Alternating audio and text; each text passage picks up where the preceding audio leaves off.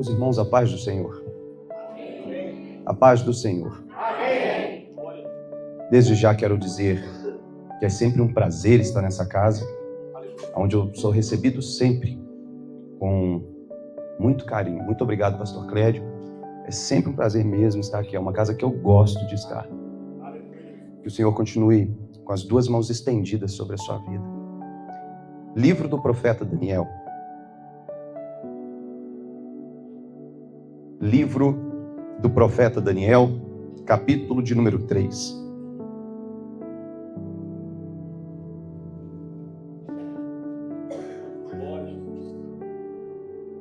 Quero pregar subordinado ao tema: princípios daqueles que querem viver debaixo da dependência de Deus. Princípio para aqueles que querem viver debaixo da dependência de Deus. Daniel, capítulo de número 3, vamos ler através do versículo de número 19. Desde já trago um abraço do meu pastor para todos os irmãos, pastor Adriano Correia, ao qual servimos debaixo da autoridade dele ali no Ministério Assembleia de Deus, Ministério de Madureira. Daniel, capítulo de número 3, a partir do verso de número 19, diz assim: Então, Nabucodonosor se encheu de fúria e, transtornado o aspecto do seu rosto contra Sadraque, Mesaque e Abednego, ordenou que se acendesse a fornalha, ou aquecesse a fornalha 7 vezes mais. Quantas vezes? 7 vezes. Do que se acostumava. Ordenou aos homens mais poderosos, não foram os mais fracos, mas os mais que estavam no seu exército, que atassem a Sadraque, Mesaque e Abednego e os lançassem na fornalha de fogo ardente. Então esses homens foram atados com seus mantos, suas túnicas e chapéus e suas outras roupas, e foram lançados na fornalha sobremaneira acesa, porque a palavra do rei era urgente e a fornalha estava sobremaneira acesa. As chamas do fogo mataram os homens que lançaram de cima para dentro a Sadraque, Mesaque e Abednego. Esses 3 homens, Sadraque, Mesaque e Abednego, caíram atados dentro da fornalha sobremaneira acesa. Então o rei Nabucodonosor se espantou e se levantou depressa e disse aos seus conselheiros: Não lançamos nós 3 homens atados dentro do fogo? Quantos homens? 3. Responderam ao rei: É verdade, ó rei. Tornou ele e disse: Eu, porém, vejo 4 homens soltos. Quantos homens? 4. Que andaram ou andam passeando dentro do fogo sem nenhum dano, e o aspecto do quarto é semelhante a um filho dos deuses. Somente até aí, feche os seus olhos, por favor. Deus Todo-Poderoso, essa é a sua palavra. Mais uma vez, as nossas mentes, os nossos corações estão prestes a serem expostos à sua palavra. E nós sabemos que todas as vezes que isso acontece, nós somos transformados.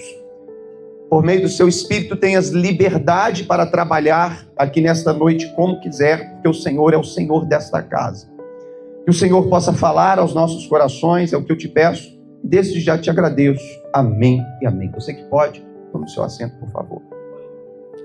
Meus irmãos, viver debaixo da dependência de Deus, no século em que vivemos, é sim uma tarefa extremamente desafiadora. Mas quando o Evangelho foi proposto a nós, nunca foi nos prometido facilidades. Desde o princípio é característico do povo de Deus a perseguição, o viés do martírio. Muitos querem nos ver dentro das arenas sendo devorados por leões, e ainda nos acusam de que os perseguidores religiosos somos nós. Viver na dependência de Deus vai requerer de nós, no nosso século, um posicionamento contrário até ao que muito tem se pregado mesmo dentro do evangelicalismo moderno. Sabemos nós que os falsos profetas vivem o auge de seus ministérios, influenciando multidões com suas falsas doutrinas, e que estão apacentando os seus rebanhos de bodes diretamente para o inferno, sem se preocupar com o destino final deles, porque só pensam em desfrutar de prazeres aqui, o seu pagamento é aqui, o seu galardão é aqui, e todas as suas preocupações se voltam para as coisas do mundo. E eles acabam construindo, então, na mente dessas pessoas que os seguem, uma fé superficial, terrena e carnal. E o problema da fé superficial, terrena e carnal é que ela cede às seduções desse século. E ela não consegue prevalecer diante de tantos desafios que a verdadeira escalada cristã propõe para cada crente em sua vida espiritual. É por isso que o nível e o índice de rotatividade nessas pseudo-igrejas, grandes empresas, mas pseudo-igrejas, é muito alto, porque as pessoas não estão ali para criarem raízes. Elas estão ali para dizimar durante quanto tempo eles conseguirem enganá-las e depois elas vão desaparecer. Graças a Deus que alguns ainda vão para uma igreja bíblica onde elas serão cuidadas. Mas a grande parte, depois de serem decepcionadas, feridas, quando já não se tem mais o que arrancar delas, elas voltam novamente para as garras do mundo lá fora. E quando nós vamos falar de mundo dentro da Bíblia, nós costumamos usar pelo menos duas nações que elas vão ser bastante representativas em características que possam descrever o que é mundo. Geralmente, quando nós vamos falar sobre mundo, nós trazemos como exemplo o Egito. Nós trazemos como exemplo a Babilônia. E de fato são duas representatividades perfeitas do que é mundo, porque a secularização nessas nações e a globalização fazia com que aquelas nações tivessem um pedacinho de cada canto do globo dentro de si mesma, por causa da extensão territorial e a quantidade de nações as quais eles haviam dominado. Então era impossível não sofrer o impacto cultural, o impacto religioso, após ter se absorvido tanto do mundo dentro de si. Então essas duas nações, o Egito e a Babilônia, eles crescem às custas de nações que foram levadas à ruína, mas que o povo dessas nações vieram para esses países para servirem como escravos. E eles trouxeram a sua cultura, a sua língua, os seus deuses. Então a globalização dentro de Egito e dentro de Babilônia trazem uma boa representação do que é o mundo hoje lá fora. O Brasil, inclusive, é conhecido entre as nações lá fora como, é um termo pejorativo, mas ele é reconhecido como o lixo do mundo, quando se fala sobre cultura. A cultura brasileira é uma miscigenação de milhares de outras culturas. Exemplo, o espiritismo foi criado na França. O Brasil é o maior país espírita. As religiões afro-brasileiras, que hoje nem são mais predominantes da África, aonde já se predomina o cristianismo e o Islã, são maiores no Brasil do que em qualquer outra nação.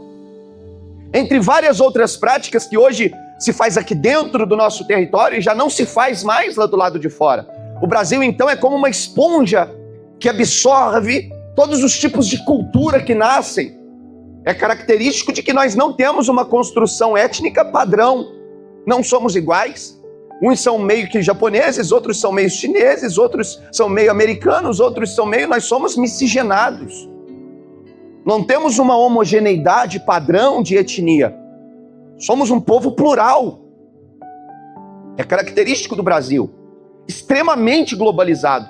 É por isso que muita ideologia que vem na tentativa de corromper o homem acha no Brasil um terreno fértil para crescer. É por isso que o comunismo está em ascensão em território brasileiro. Porque o brasileiro está acostumado a aceitar tudo aquilo que lhe propõe pão e circo. Tudo aquilo que propõe o alimento suficiente para sobreviver e o entretenimento suficiente para se alegrar. Se vota por popularidade, não por eficiência. São características do Brasil. Então nós, igreja brasileira, nós temos desafios incomuns que igreja nenhuma na história da igreja, na face da terra, viveu, porque cada igreja é ímpar dentro dos seus desafios, é única dentro dos seus desafios. E se nós quisermos então sermos preservados, mantendo o que nós chamamos de identidade cristã, nós temos que observar alguns princípios. Porque viver debaixo da dependência de Deus irá requerer que nós venhamos assumir características linguísticas no nosso vestuário, na forma que a gente vive, que não pertencem a nenhuma cultura da terra, mas que pertencem a uma cultura do céu. Uma vez que estamos no mundo, mas não somos desse mundo. Uma vez que a nossa cidade nos aguarda e se chama Nova Jerusalém, da qual nós somos cidadãos dessa cidade. Estamos no mundo, mas somos cidadãos do céu. E é por isso que eu selecionei esse texto para elucidar esse assunto e trazer esses princípios. E antes de entrar nesses princípios, eu quero começar dizendo que os princípios que Deus estabelece sobre as nossas vidas nunca foram muros para nos prender. Nenhum de nós construiu muros na própria casa para ter alguma dificuldade de sair. Eu espero que não. Mas nós construímos muros, um portão resistente, nos preocupamos com a segurança da nossa casa. Alguns que têm um poder aquisitivo maior vão colocar câmera, vão colocar alarme, vão colocar corsentina. Não é para ter dificuldade de sair, mas é para aquilo que está do lado de fora não entre para o lado de dentro e acabe subtraindo alguma coisa, reduzindo o que você conquistou. Com muito trabalho, entram lá e roubam. Não, os muros, o sistema de segurança, o nosso portão é para nos dar a capacidade, o potencial de selecionarmos aquilo que entra, de selecionarmos aquilo que sai. Os princípios que Deus estabelece então sobre o seu povo, eles vêm não como muros que prendem, mas como muros que preservam. Deus estabeleceu princípios para nos preservar e não para nos prender. Quando Deus diz não, é porque Deus quer preservar você, porque Deus não vai trabalhar com alguém que não quer estar na casa. Lembra do filho pródigo? O pai não mudou regra nenhuma da casa para segurar filho pródigo nenhum em sua presença. Se quiser permanecer na casa tem regra, na casa tem idioma próprio, na casa tem cultura própria, na casa tem costume próprio. Deus não mudará os princípios da casa para segurar filho rebelde nenhum em sua presença.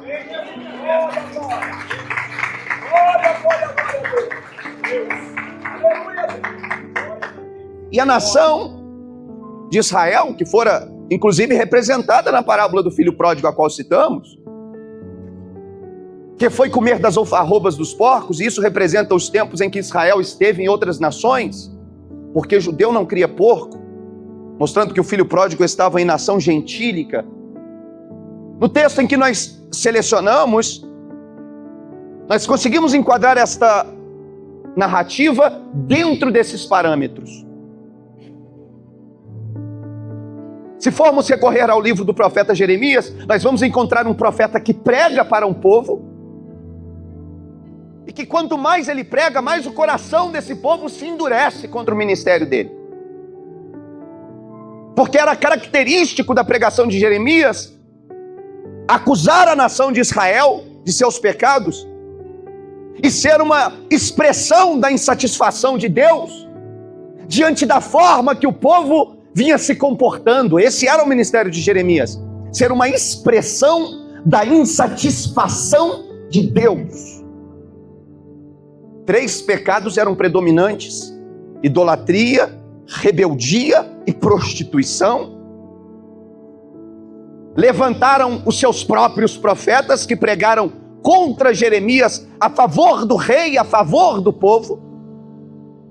Se propunham um tipo de vida espiritual que não gera um senso de responsabilidade em quem exerce.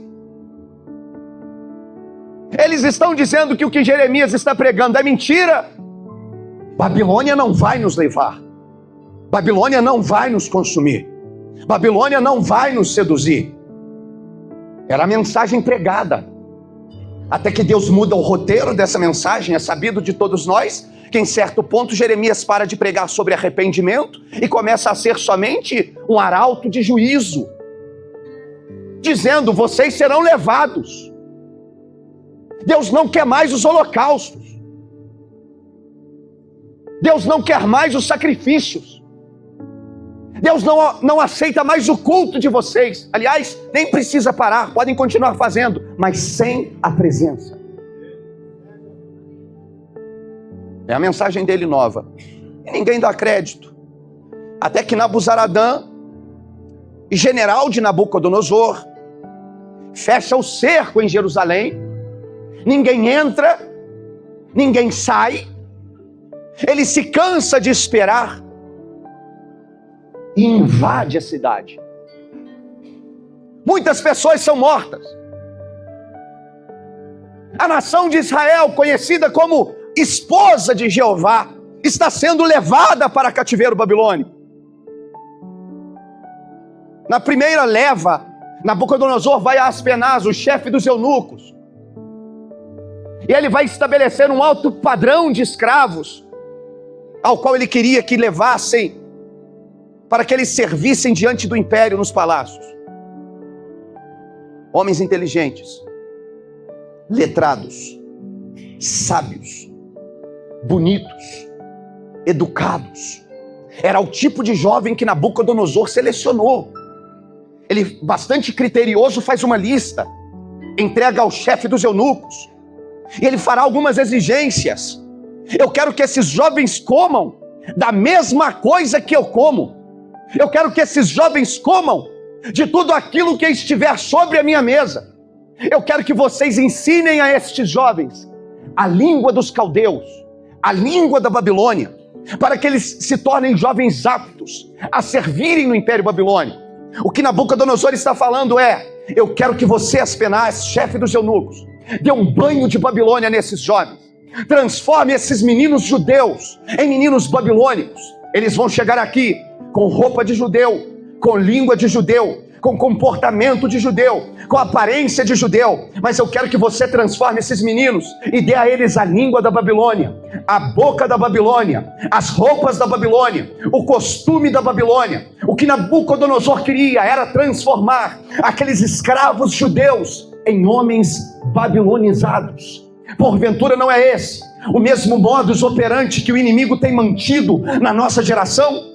Porventura não são essas as mesmas propostas que ele tem estendido a nós? Porventura ele não quer adentrar com seus costumes em nossas igrejas, nos mundanizando, colocando entre nós práticas que só se veem lá do lado de fora? Por acaso Satanás não tem tentado mundanizar cada dia mais a igreja? Mas nós nascemos em Jerusalém, somos cidadãos de Jerusalém. Independente das propostas que Nabucodonosor tiver para nós, independente daquilo que ele colocar sobre a mesa, não vamos vender a nossa fé, porque a nossa fé foi comprada em uma cruz, no alto do Calvário, e tem um preço que rei imperador nenhum na face dessa terra tem dinheiro para pagar.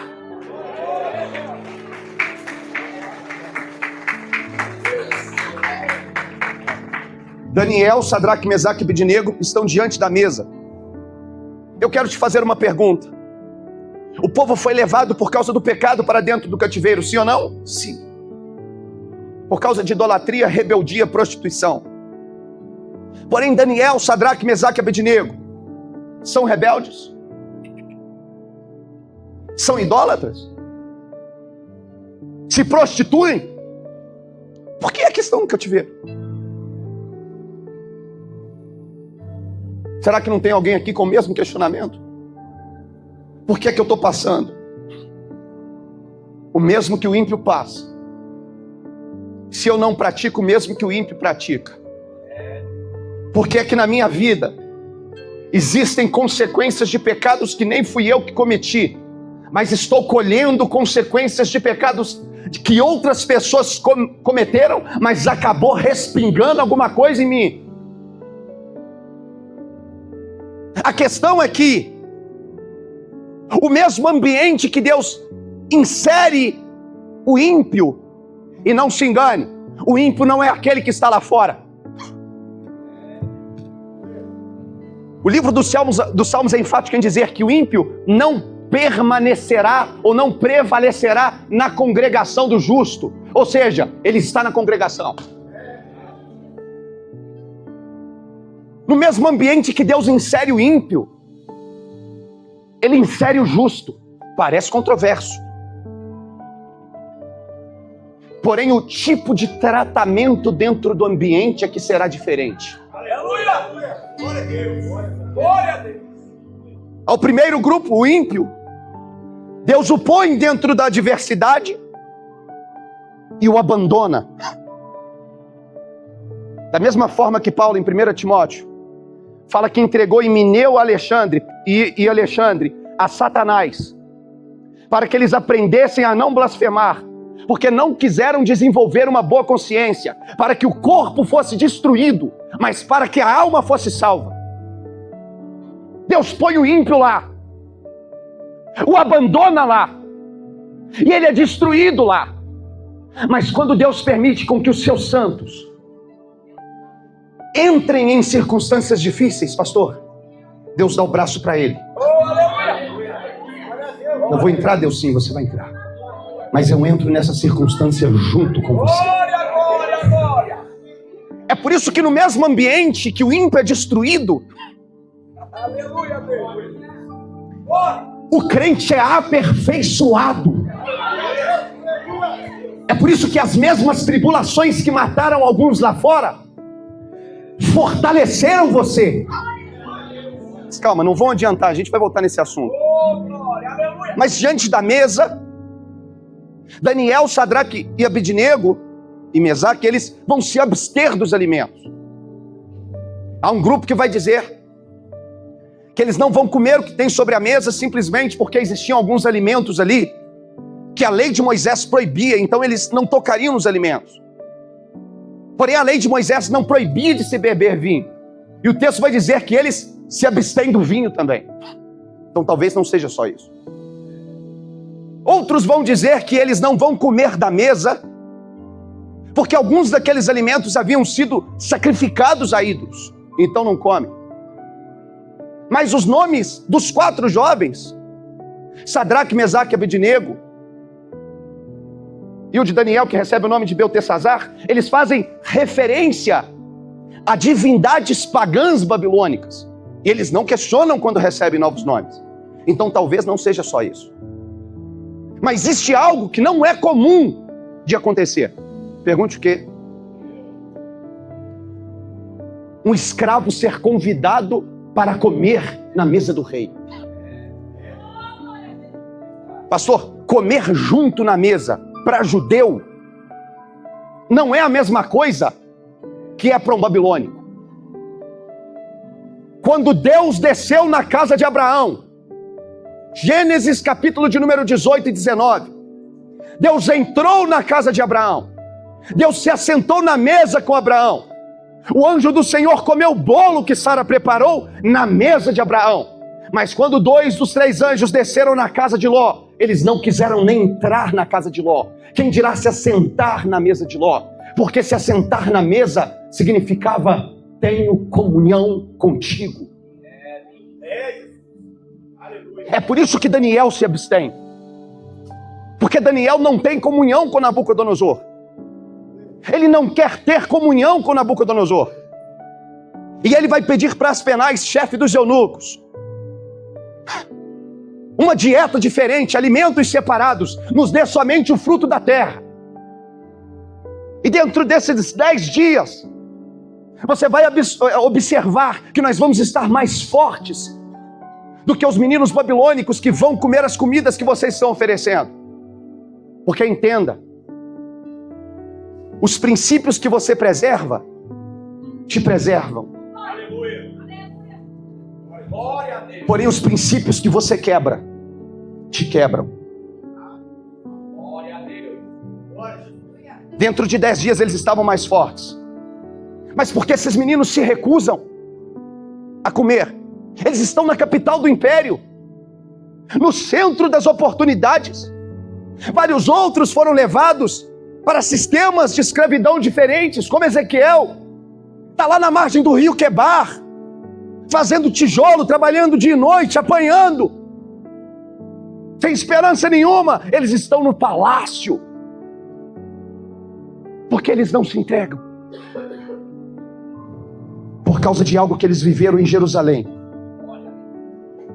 que marcou o coração deles de tal forma que ainda que agora eles estivessem em Babilônia, eles não iriam se corromper. Glória a Deus. Eu gosto de chamar o momento de culto de momento Jerusalém, Glória a Deus. porque o que nós estamos absorvendo aqui, o alimento que nós estamos comendo aqui, a palavra que está sendo profetizada sobre as nossas vidas aqui nesta noite, é que fará com que quando nós voltarmos para a nossa realidade, no mundo lá fora, entre os babilônicos, nós não iremos nos vender. Entenda, é questão de imunidade espiritual. A sua imunidade não é construída por aquilo que você come nas esporádicas vezes que você visita um restaurante chique. O que determina a sua imunidade, a sua nutrição, é aquilo que você come todos os dias. Um arroz com feijão que você come todos os dias. É isso que vai te definindo. O alimento que você come define a sua imunidade. É verdade, Deus. Eles não se corrompem por questão de imunidade. É por isso que aqueles que se alimentam da palavra vão ter contato com o vírus da fofoca, mas não vão se contaminar.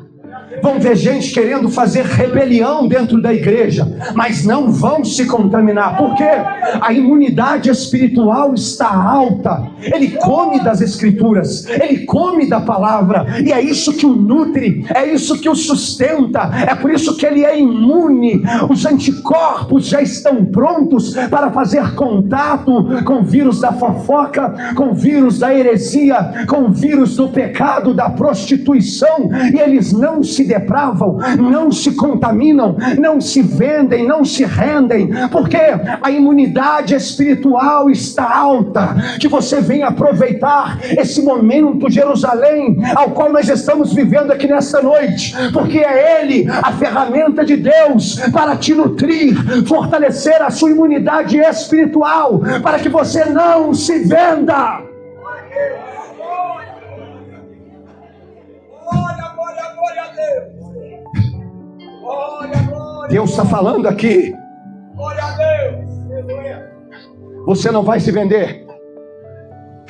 Aquela proposta você vai recusar. Deus te dará forças para recusar. Glória a Deus. Aquela tentação que tem te tentado, Deus te fortalece agora. Você não vai ceder. Você não vai cair. Porque a sua imunidade espiritual está sendo elevada aqui nesta noite. Deus está elevando a imunidade espiritual aqui nesta noite. É por isso que a tentação dessa vez não te toma. Você não vai voltar para o mundo de novo. Eu sei que pode estar difícil, mas continua caminhando. Em breve a última trombeta de soar. E a igreja que está na terra, que está na Babilônia, mas que é do céu, será arrancada com violência, extraída daqui, e nunca mais haverá tentação, nunca mais haverá pecado. Então resiste. Eles estão em Babilônia, mas não são da Babilônia. Não como o que se come na Babilônia, não bebo o que se bebe na Babilônia, não visto o que se veste na Babilônia, não falo o que se fala na Babilônia. Porque estão me proibindo? É óbvio que não. É porque eu entendi que existem princípios aos quais, se eu os guardar, eles estão o tempo todo me guardando de volta, preservando a minha vida, porque eu entendo que o pecado não passa de uma propaganda enganosa do diabo, que promete liberdade, mas que depois te aprisiona, que promete alegria, mas que depois te põe de novo naquela ansiedade, naquela depressão, que você custou sair, mas que Deus lançou a corda e te puxou de lá, e não te perdeu para nada. Olha só, eles estão na Babilônia, mas não são da Babilônia, então eles se abstêm. Não é porque eu não posso, é porque eu não quero. Glória a Deus. No capítulo 2, a honra começa. Porque não existe sacrifício que não receberá honra igual ao maior.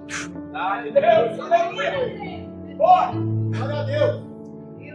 É por isso que quando Nabucodonosor agora tem um sonho e não se lembra do sonho, ele manda chamar todos os seus sábios e ninguém sabe o que sonhou e muito menos o que significa, uma vez que não sabe.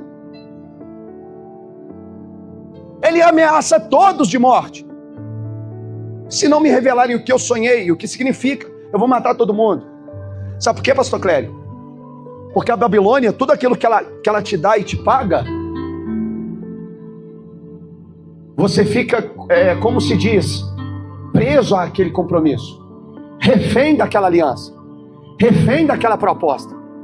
Nabucodonosor está sendo justo. Eu paguei, eu financiei vocês, eu nutri vocês, eu cuidei de vocês, agora eu quero meu sonho. Mas aquele que não fez compromisso com Nabucodonosor, não fez aliança com a terra, que não se assentou na mesa para comer nada, coloca o joelho no chão, porque ele vai buscar, pastor Clélio, naquele que ele tem aliança, naquele que ele se assentou na mesa, naquele que ele comeu do alimento, naquele que ele foi sustentado, não em Babilônia, mas que já estava sendo sustentado desde Jerusalém. Daniel tem aliança com Deus, comunhão com Deus, compromisso com Deus, come na mesa de Deus, tem os costumes de Deus, do povo de Deus, fala com Deus, tem vida de oração, vida de jejum, imunidade espiritual está alta, e é por isso que quando ele ora, o céu responde, porque é impossível andar obedecendo o princípio sem que o céu se manifeste. Quer que o céu se manifeste sobre a sua vida? Simplesmente obedeça. Vida de obediência é acompanhada de vida de milagres. Deus abre a cortina da revelação. Ele sonhou com uma estátua, a cabeça de ouro, peito e braços de prata, quadril de bronze, pernas de ferro, pés de barro e ferro. Veio uma pedra cortada sem o auxílio de mãos humanas e foi lançada sobre a estátua. Ela se despedaçou. Isso significa, Daniel, alguns impérios. Babilônia domina agora. Depois os 2 braços de prata, os medos e os persas, dominam a Babilônia. Depois vem o quadril de bronze, os gregos, os macedônios através de Alexandre o Grande, as pernas de ferro, Roma, e os pés de barro e de ferro, uma aliança entre 10 nações, representadas pelos 10 dedos. Esse é o significado, Daniel. E virá uma pedra cortada sem o auxílio de mãos humanas. Esse é o Cristo, o Messias, que quando ele vem, ele despedaça todos os impérios, ele derruba todos os imperadores, todos os reinos cairão quando essa pedra for lançada. Era o significado. Daniel chega diante de Nabucodonosor: eu tenho o teu sonho, tenho também a interpretação. Tu és, ó rei, a cabeça de ouro, e tu cairá. Capítulo 3. A estátua não era ouro, prata, bronze, ferro, barro e ferro? Nabucodonosor manda fazer uma estátua toda de ouro. Meu império não vai passar. Eu vou perpetuar no poder. Essa dinastia vai dominar para sempre. Convoca todos os governadores, prefeitos, comandantes, sátrapas, são convocados para a capital do império, a grande cidade de Babilônia. E ele diz: quando os instrumentistas começarem a tocar, vocês se colocarão de joelhos, e aquele que não se ajoelhar, está vendo aquela fornalha? Serão lançados lá. Os instrumentistas tocam, todo mundo se dobra. Sadraque, Mesaque e Abednego estão de pé. Todo culto tem um fiscal de culto, sim ou não? É aquele que não ora, ele vai olhar quem está orando. Ele está preocupado com a roupa de quem chegou. Ele está preocupado: o louvor não está legal, a palavra não está boa. O negócio está meio assim. Fiscal de culto. Ele não veio prestar um culto, pastor. Ele veio fiscalizar o culto. Para quem que ele vai levar o relatório? é quem não tiver imunidade espiritual para receber o relatório, para acolher o relatório. Ah, se o pastor, quando vem com um relatório desse para cima de mim, a minha esposa é testemunha, quando alguém chega para criticar o pastor, ah, o pastor sei lá, o pastor assim, o pastor isso, o pastor aquilo, eu falei, tu tá na pele do pastor? Ah, será que esse negócio que o pastor falou é de Deus? No dia que você estiver na posição dele, Deus vai falar com você o que fala com ele.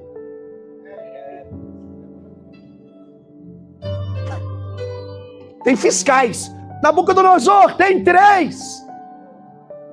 Não se ajoelharam. Não se dobraram. Nabucodonosor, como é que é? Ele ainda vai tentar ser bom. Eu vou dar outra oportunidade. Traz os 3. Deixa eu falar para os 3. Vão tocar de novo.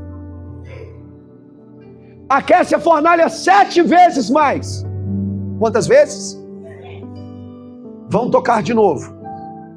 Se vocês não se dobrarem, vocês serão lançados lá. O rei não perde nem seu tempo em mandar tocar de novo. Sabe por quê? Porque o nosso Deus é poderoso. E Ele pode nos livrar dessa fornalha. Mas fica sabendo tu, ó rei, que ainda que Ele não nos livre dessa fornalha, e nós venhamos a morrer lá dentro, ainda assim, nós não vamos nos dobrar. Isso é o tipo de decisão que só toma quem entendeu o preço e foi comprado. Isso é o tipo de decisão de quem não se vende em troca de qualquer coisinha que está lá do lado de fora. Isso é o tipo de decisão que só crente de verdade toma, a ponto de dar a sua própria vida em troca daquilo que acredita. O texto diz que ele chama os homens mais fortes, e isso é importante para o texto. Daniel não escreve isso à toa. Os mais fortes da Babilônia. Jogue os 3 lá dentro. Os homens os mais fortes. Vamos frisar isso, os mais fortes. Amarram os 3. Amarrou, pastor. Com a própria túnica deles, eles foram amarrados. Olha só que forte isso. Agora os homens mais fortes estão conduzindo os 3. Empurram os 3 dentro do fogo, sim ou não? Os homens mais fortes, quando eles empurram os 3, o fogo de dentro da fornalha os mata. Pastor, quero liberar uma palavra sobre a sua vida. Podem até jogar o Senhor na fornalha, mas para isso eles vão morrer na porta da fornalha que o Senhor sobreviveu do lado de dentro. Agora você está entendendo o porquê pessoas morreram na porta de situações que você esteve do lado de dentro. E é por isso que você não pode comparar o teu sofrimento com o do outro.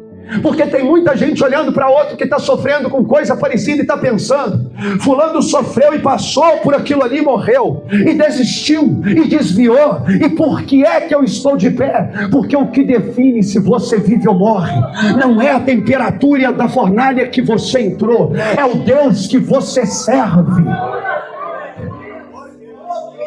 Isso mostra o quanto o mundo é descompromissado. Os homens mais fortes se dobraram ou não quando os instrumentos tocaram? Se dobraram e morreram. Está achando que o mundo vai garantir o que te prometeu? Soragaia, Suriamai. Está achando que o diabo vai te dar o que te prometeu? Propaganda enganosa, meu filho. Não importa quanta força você tenha, tu pode ser o mais forte da Babilônia. Na boca da fornalha, quem decide quem sobrevive é Deus. Na boca da adversidade, quem decide quem sobrevive é Deus. Quem preserva o crente é Deus. Não pensa que vai ter coluna de fogo de noite, coluna de nuvem de dia, para te levar de volta para o Egito. Isso aí é privilégio de quem está indo para a terra prometida. Quem não está indo vai morrer no deserto. Vai lá, tenta nadar. As águas do dilúvio vão ficar quase 1 ano. Os mais fortes foram os últimos a morrer. Tem mais potencial de nadar, mas vão morrer. Não importa o quanto você tem de sobreviver lá fora, sendo resistente o que for, lá fora você morre. Uma hora o mundo te engole. Estão lá dentro. Eles não se queimaram, mas alguma coisa queimou dentro da fornalha. Alguma coisa pegou fogo dentro da fornalha. O texto diz que as amarras que os amarraram se queimaram. Olha só. Porque existem fornalhas que Deus nos põe. Não é para nos matar.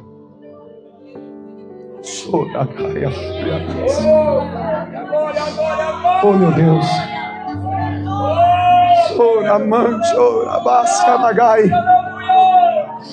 Obrigado por ter me posto em algumas fornalhas que eu não entendia o porquê eu estava entrando. Mas nessa noite eu descubro que o Senhor queria queimar algumas coisas que me amarravam. Que eu fui com medo, mas fui com fé. Que eu entrei com medo, mas entrei defendendo princípios. Entrei renunciando.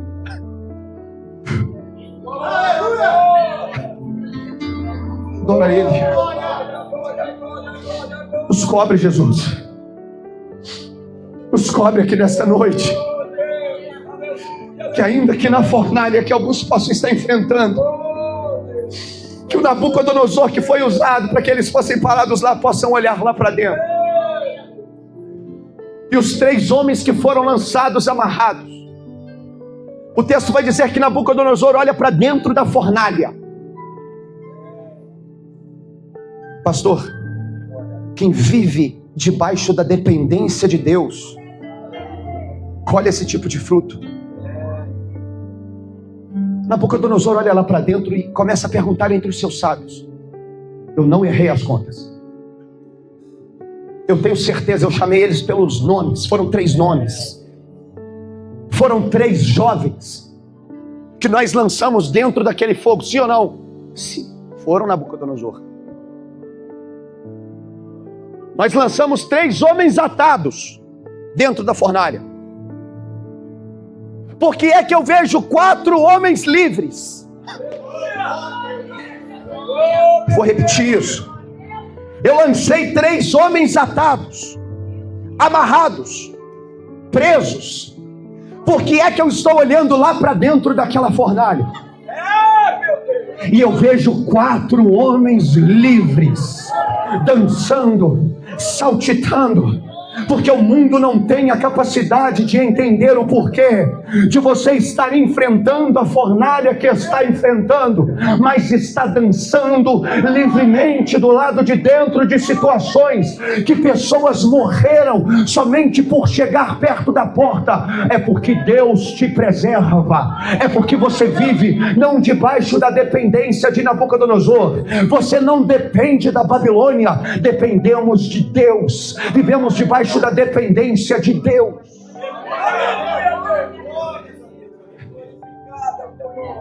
Curva a sua cabeça.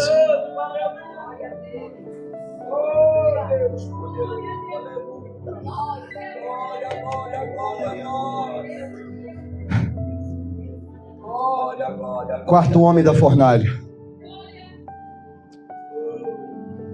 Alguns de nós estão lá dentro. Cada um em uma fornalha diferente. Estão tentando nos queimar. Estão tentando nos matar. Queime as nossas amarras. Que todas as amarras sejam queimadas agora. Todas aquelas amarras que te impedem de romper. Todas aquelas amarras que te impedem de prosperar. seja na tua vida espiritual, seja na tua vida conjugal, na tua vida financeira, na sua vida profissional, que todas essas amarras venham ser queimadas nesse momento, porque é Deus quem controla o poder destruidor do fogo. Só vai queimar aquilo que Deus quer que queime. Deus Todo-Poderoso, que o Senhor possa queimar todas as amarras que a Babilônia tem posta nas mãos dos teus filhos, todas as amarras que Satanás tem feito nas mãos dos seus filhos, para os prender, para que eles não se movam, para que eles não avancem, que o Senhor possa usar dessas fornalhas às quais nós somos submetidos, para queimar aquilo que nos amarra.